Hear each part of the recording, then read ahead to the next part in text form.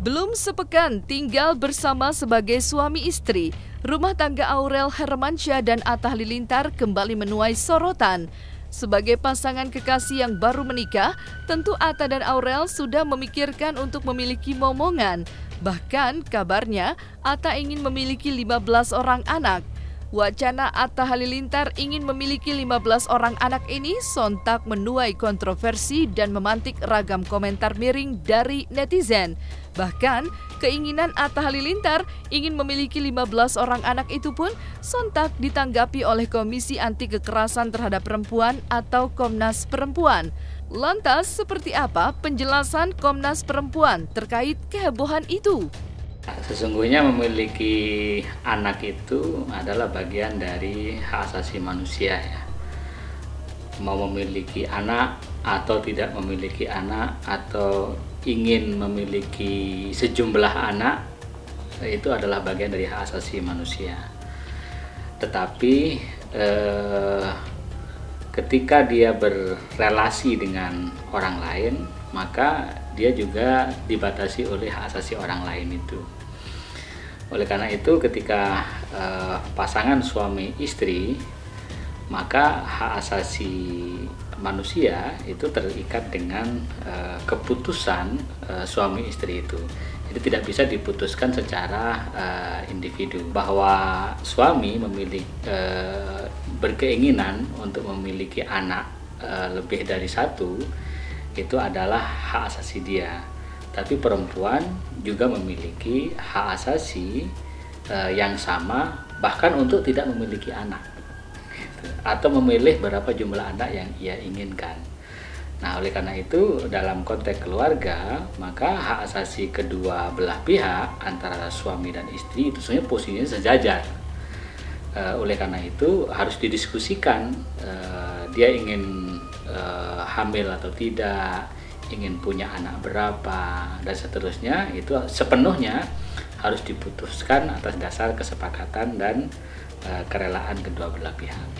Ketika perempuan atau istri setuju dengan persetujuan yang bebas tanpa tekanan dari pihak manapun dan tanpa tekanan ideologi atau ajaran agama apapun, artinya dia melakukan secara bebas dan dengan tulus, dengan sadar, maka hak dia untuk memiliki anak berapapun gitu. Ya, dalam prakteknya memang dua anak lebih baik itu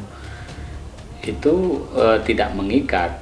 Artinya banyak masyarakat juga yang memiliki lebih dari dua dan itu tidak ada persoalan. Jadi persoalan yang lagi populer hari ini itu sebenarnya bukan berapa memiliki anak ya, berapa jumlah anak, tetapi karena seakan-akan keputusan untuk memiliki anak yang banyak itu didasarkan atas keputusan salah satu pihak, yaitu suami saja gitu. Itu yang sesungguhnya bermasalah gitu. Luar biasa pokoknya, seneng banget. Jadi ya doain aja semoga bisa terus sama-sama. Pokoknya hidup saya lebih indah lah jadi suami dan jadi istri. Makasih ya. Memiliki banyak anak sejatinya menjadi hak setiap pasangan suami istri dalam sebuah pernikahan. Namun, wacana memiliki 15 orang anak yang diinginkan Atta Halilintar dan istrinya Aurel Hermansyah tentu perlu difikirkan secara matang, terutama dari sisi kesehatan. Di sisi lain, Komnas Perempuan juga menilai memiliki 15 anak juga berpotensi melanggar hak-hak reproduksi perempuan. Lantas, seperti apa juga tanggapan ibu kandung Aurel, Krisdayanti, menanggapi keinginan Atta ingin memiliki 15 orang anak? Memang harus dilihat dalam banyak sisi ya. Secara kesehatan, kalau kita melihat isu-isu Kespro, kesehatan reproduksi perempuan, memang memiliki banyak anak seperti itu berpotensi mengganggu kesehatan reproduksi perempuan.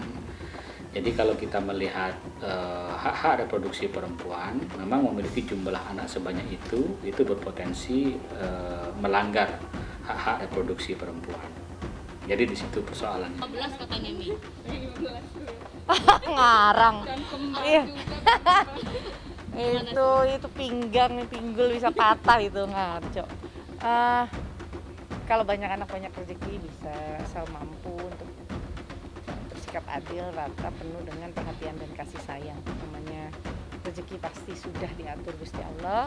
Jadi mungkin karena kebiasaan keluarga besar kali ya, dan memang Aurel juga gak suka sepi, sukanya rame-rame, biasa pergi kemana-mana juga rame-rame. Ya, insya Allah dikabulkan. Kalau bayi kembar itu, kalau dari gen saya, keturunan saya nggak ada oma-oma saya itu, tante-tante saya, maksudnya saya dari keturunan saya ada kembar. Nggak tahu kalau dari ayahnya ya nggak ada kayaknya. Kalau dari keluarganya Mas Atta juga bisa dicek, tapi bisa mungkin karena beberapa sepupu saya kembar gitu. Wacana Atta Halilintar ingin memiliki 15 orang anak dari istrinya Aurel Hermansyah tidak hanya menuai kontroversi di sosial media. Atta juga membuat geger publik perihal ucapannya yang menyebut bahwa suara suami adalah suara Tuhan. Sontak saja, ucapan suami Aurel itu pun langsung mendapat banyak komentar miring di sosial media. Lantas, seperti apakah tanggapan Komnas Perempuan mengenai ucapan Atta tersebut? Ya, pernyataan seperti itu bahwa suara suami adalah suara Tuhan, itu sesungguhnya sebagai cerminan dari masyarakat patriarki ya, atau al-mujtama al-abawi istilahnya. Masyarakat yang patriarki, dan itu dipengaruhi oleh faktor budaya dan juga agama. Saya menduga pernyataan semacam itu memang berangkat dari nasihat-nasihat perkawinan selama ini yang tidak seimbang antara laki-laki dan perempuan. Jadi oleh karena itu kita seharusnya sudah mulai membangun relasi keluarga yang setara dan adil, dan itu memposisikan perempuan setara di dalam kemanusiaannya dengan laki-laki. Jadi pernyataan bahwa suara laki-laki adalah suara Tuhan atau bahkan mewakili Tuhan, itu adalah pernyataan yang tidak tepat. Laki-laki dan perempuan itu sama-sama sebagai hamba Tuhan dan juga sebagai khalifah fil ard, sebagai khalifah di muka bumi. Laki-laki dan perempuan, suami istri, itu relasinya setara di dalam kemanusiaannya, walaupun dalam fungsi-fungsi atau peran-peran sosialnya yang disebut dengan peran gender itu dia berbeda. Tapi dari aspek kemanusiaannya, dari aspek relasinya dengan Tuhan, laki-laki dan perempuan itu setara. Bahkan kita kan sering mendengar dalam term agama atau ayat-ayat suci yang mengatakan bahwa yang mulia di hadapan Tuhan adalah orang yang paling bertakwa kepadanya. Jadi itu menunjukkan bahwa jika perempuan lebih takwa, maka dia lebih dekat kepada Tuhannya, gitu. Lebih mulia di hadapan Tuhan. Sebaliknya juga ketika laki-laki lebih takwa, maka dia lebih mulia di hadapan Tuhan. Artinya Tuhan pun memberikan akses yang sama baik kepada laki-laki maupun perempuan untuk menjadi manusia yang termulia. Cara untuk mengikis budaya patriarki ini memang panjang ya, tidak sederhana. Pertama, memang perempuan sudah harus mulai memberdayakan dirinya. Artinya dia harus berani melakukan tafsir-tafsir dan pemahaman terhadap agama, terhadap teks-teks suci. Karena di situ yang biasanya menjadi sumber.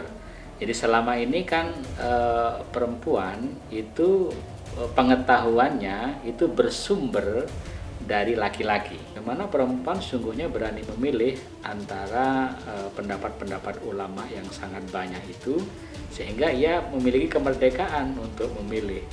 Bukan dipilihkan oleh suami, bukan dipilihkan oleh laki-laki, tapi dia memilih sendiri berdasarkan atas kemaslahatan yang ia lihat itu sebagai kebaikan.